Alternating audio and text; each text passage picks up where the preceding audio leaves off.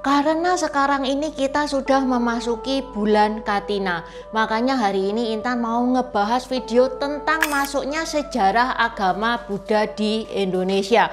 Disclaimer ya guys ya, yang Intan bahas di video ini sisi sejarahnya. Intan gak ada maksud promosi agama Buddha, ngajai teman-teman untuk masuk agama Buddha, untuk pindah agama Buddha.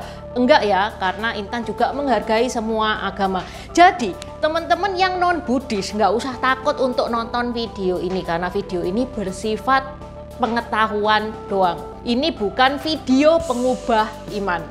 Kajianiho, namaku Intan, selamat datang di channel aku Dynasty. Sebelumnya Intan mau membacakan pesan yang masuk via Saweria dari Adi. Nggak ada message, cuman gambaran peace gitu doang. Ini Adi bulan lalu juga nyawer juga, message-nya juga sama, juga peace gini doang. Peace juga di. Oke, buat teman-teman yang mau mendukung channel ini, teman-teman bisa mendukung via Saweria, yang linknya ada di deskripsi ya. Di Saweria itu ada message yang mana nantinya Intan akan bacakan message di video berikutnya. Message-nya itu bisa berupa dukungan atau request video juga bisa. Oke, let's start.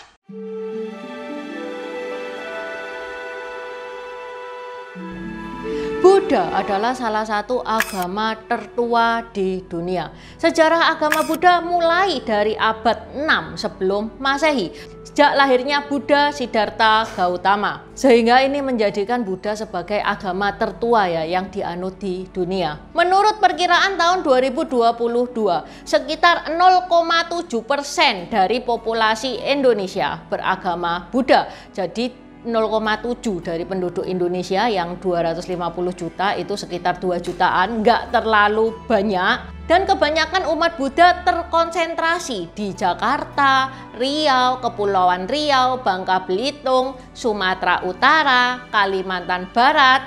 Dan saat ini mayoritas ya, bukan semuanya, mayoritas pemeluk agama Buddha di Indonesia adalah Cindo.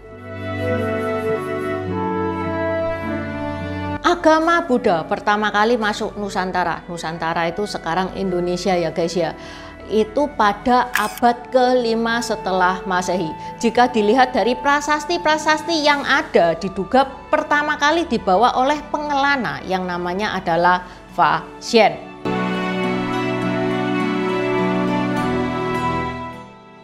Di Tiongkok itu ada sarjana dari China, namanya adalah I Ching. I Ching itu biksu, dia itu berkelana ke negara-negara lain sambil menyebarkan agama Buddha.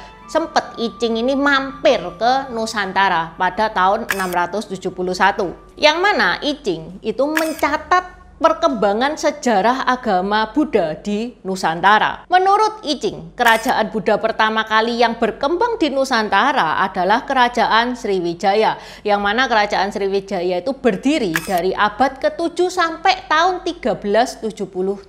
Lumayan lama ini guys. Abad ke-7 berarti tahun 700-an sampai tahun 1377. 7, 8, 9, 10, 11, 12, 13. 600 tahun. Buset. Lama banget guys. Dinasti di China aja nggak ada yang selama ini loh. Keren ya Sriwijaya ini. Pasti ini kerajaannya pinter ini, bisa bertahan sampai sekian lama. Kerajaan Sriwijaya pernah menjadi salah satu pusat pengembangan agama Buddha di Asia Tenggara. Kok bisa? Karena pada saat itu ada guru besar. Guru besar ini namanya adalah Sakyakirti. Yang mana Sakyakirti ini tokoh penting agama Buddha pada saat itu. Banyak orang yang kepengen belajar sama Sakyakirti ini. Sakyakirti ini tinggalnya di kerajaan Sriwijaya. Jadi gini guys, zaman itu teknologi belum canggih, nggak ada TV, nggak ada koran. Orang cuman denger aja, oh Sakyakirti, Sakyakirti. Nah, namanya Sakyakirti kan orang besar nih ya orang ya kepengen tahu kan dia itu kayak gimana. Itu yang pertama, orang penasaran ngegambarin Sakyakirti itu kayak gimana. Yang kedua, orang ya kepengen belajar langsung sama si Sakyakirti. Kenapa kok kepengen belajar langsung? Soalnya kalau misalkan Sakyakirti ngajarin ke A ngajarin ke B ngajarin ke C ngajarin ke D. Nah kalau berantai kayak gitu itu kan ada bagian-bagian bagian-bagian yang hilang, bagian-bagian yang ditambahin gitu kan, jadi nggak murni banget gitu kan. Makanya belajar langsung saja sama sumbernya, sama si Sakyakirti. Menurut catatan sejarah, Sakyakirti ini ngebikin kurang lebih ribuan orang itu bela nih ke Sumatera untuk belajar bersama Sakyakirti ini. Oh iya, Intan lupa bilang buat teman-teman yang belum tahu ya, Kerajaan Sriwijaya itu berada di Sumatera. Pengaruh Sakyakirti terhadap agama Buddha yang berada di Nusantara itu besar banget dan banyak melahirkan Dhamma Duta. Apa itu Dhamma Duta? Dhamma itu ajaran, Duta itu utusan atau misionaris. Misionarisnya umat Buddha yang pergi kemana-mana, berkelana kemana-mana untuk menyebarkan Dhamma, menyebarkan ajaran Buddha. Dan Dhamma Duta itu diutus untuk pergi ke berbagai tempat. Salah satunya Icing. Icing itu juga bisa dibilang dia itu Dhamma Duta. Sehingga agama Buddha di masa Kerajaan Sriwijaya ini terus berkembang. Selain menjadi pusat pembelajaran agama Buddha, menurut catatan Icing, Kerajaan Sriwijaya itu dulunya juga dijadikan sebagai rumah bagi sarjana-sarjana Buddha. Selama Sriwijaya ini berdiri, agama Buddha itu berkembang pesat di Nusantara. Melalui catatan yang sama, catatannya Icing ya, diketahui pada zaman Sriwijaya ini sudah ada dua aliran Buddhisme, yaitu Theravada dan Mahayana. Sekarang kita masuk ke Kerajaan Majapahit. Kerajaan Majapahit itu juga salah satu kerajaan kuno yang berada di Indonesia yang juga terkenal. Dia juga berdiri lumayan lama guys, dari tahun 1293 sampai tahun 1500. Majapahit ini dikenal sinkretismenya. Apa itu sinkretisme? Itu gabungan antara ajaran agama Hindu dan Buddha. Bahkan Siwaisme, Siwa itu dewa yang dipuja ya di agama Hindu, itu menjadikan agama resmi Kerajaan Majapahit. Meskipun begitu, pejabat-pejabat Kerajaan Majapahit itu banyak yang beragama Buddha. Pada saat itu, Hindu dan Buddha adalah dua agama yang besar. Tapi mereka tidak saingan, mereka bergandengan tangan, mereka berjalan bersama-sama. Gak ada yang namanya saling ngejek, saling jelek-jelekkan, itu tidak ada. Masih banyak biku dan Dhamma Duta yang menyebarkan agama Buddha pada saat itu, dan itu tidak apa-apa. Sampai nih ya, dalam karyanya Kakawin Sutasoma, Empu Tantular itu sampai menciptakan semboyan Bhinneka Tunggal Ika, yang mana kita tahu arti dari Bhinneka Tunggal Ika itu berbeda-beda tetapi tetap satu. Semboyan ini kemudian diadopsi oleh para pendiri bangsa Indonesia dan menjadi salah satu elemen penting dalam lambang negara Garuda Pancasila untuk menggambarkan semangat persatuan dalam keberadaan Indonesia yang luas, karena Indonesia itu punya banyak penduduk dengan berbagai suku, berbagai agama, berbagai budaya, dan berbagai bahasa. Malah nih ya, saking tingginya toleransi umat beragama pada zaman Kerajaan Majapahit, sering loh ritual Buddha dan ritual umat Hindu diadakan secara bersama-sama. Nah loh, kurang tinggi apa toleransi beragamanya pada saat itu? Setelah runtuhnya Majapahit pada awal abad ke-16, pengaruh agama Buddha di Jawa itu mulai berkurang seiring dengan meluasnya agama Islam.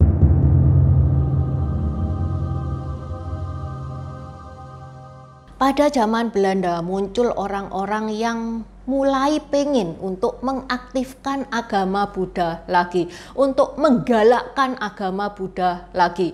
Dimulai dengan biksu dari Ceylon. Ceylon itu Sri Lanka ya sekarang namanya. Namanya adalah Narada Mahathera. Pada tahun 1934, Biku Narada Mahathera ini nyampe ke Indonesia dan menjadi Biku Theravada pertama di Indonesia yang menyebarkan ajaran agama Buddha setelah tenggelam selama 450 tahun. Kedatangannya mulai menumbuhkan lagi minat untuk mempelajari Buddhisme di Indonesia. Setelah kemerdekaan, Indonesia itu menerapkan sistem yang mengakui beberapa agama resmi. Untungnya agama Buddha ini secara resmi diakui sebagai salah satu agama yang ada di Indonesia.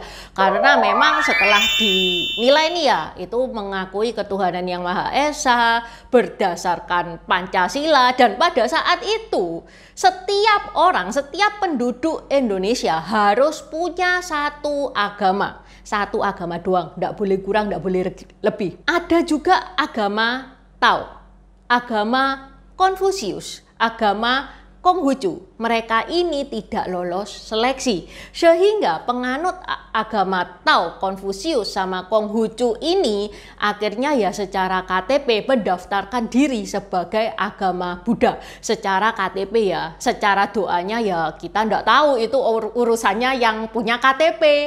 Berkembangnya agama Buddha kemudian diperkuat oleh seorang biku. Biku dari Indonesia berhasil jadi biku, ditahbidskan di Myanmar di tahun 1953, yaitu Biku Asin Jinarakita. Dan dimulailah lagi perkembangan agama Buddha di Indonesia, di mana Buddha itu perlahan-lahan mulai dikenal lagi. Asin Jinarakita ini yang mempelopori kebangkitan agama Buddha di Indonesia modern. Dia juga yang mempelopori Waisak Nasional. Pada era modern, agama Buddha itu semakin berkembang, meskipun penganutnya itu relatif sedikit dibandingkan dengan penganut-penganut agama lain. Bahkan muncul berbagai organisasi Buddha yang bertujuan untuk menyatukan umat Buddha di Indonesia dan mengajarkan ajaran Buddha dan mengkoordinasikan kegiatan keagamaan seperti Perwakilan Umat Buddha Indonesia Walubi dan Majelis Agama Buddha Theravada Indonesia Magabudi. Yang mana kegiatan-kegiatan agama Buddha itu mestinya asik-asik loh guys, makanya banyak menjangkau anak-anak muda juga. Seperti salah satu contohnya Pindapata yang kemarin Intan lakukan. Kalau teman-teman pengen tahu apa itu Pindapata, ini linknya di deskripsi juga sudah Intan taruh. Itu cuma 3 menit, yang mana itu Intan ngevlog kegiatan Intan selama Pindapata. Oke, sampai di sini dulu bahasan Intan hari ini. Buat teman-teman yang mau nambah-nambahi, silakan coret-coret di kolom komentar. Terima kasih sudah menonton. Buat subscriber baru, selamat datang. Terima kasih sudah menonton videonya Intan sampai habis. Intan sarankan buat teman-teman yang baru bergabung untuk nonton videonya Intan tentang pergantian dari dinasti ke dinasti. Ini nih videonya. Di deskripsi juga sudah Intan taruh, karena di video pergantian dinasti-dinasti itu adalah basic dari semua videonya Intan. Itu yang pertama. Yang kedua, video pergantian dari dinasti ke dinasti ini bakal sangat membantu teman-teman kalau misalkan teman-teman itu nonton film-film Tiongkok yang kuno-kuno itu bakal sangat membantu banget, karena film-film Tiongkok itu nggak menceritakan secara jelas background kayak gimana. Terima kasih udah nonton channel ini sampai habis. Dukung aku terus berkarya dengan klik subscribe dan bunyikan lonceng di bawah ya guys.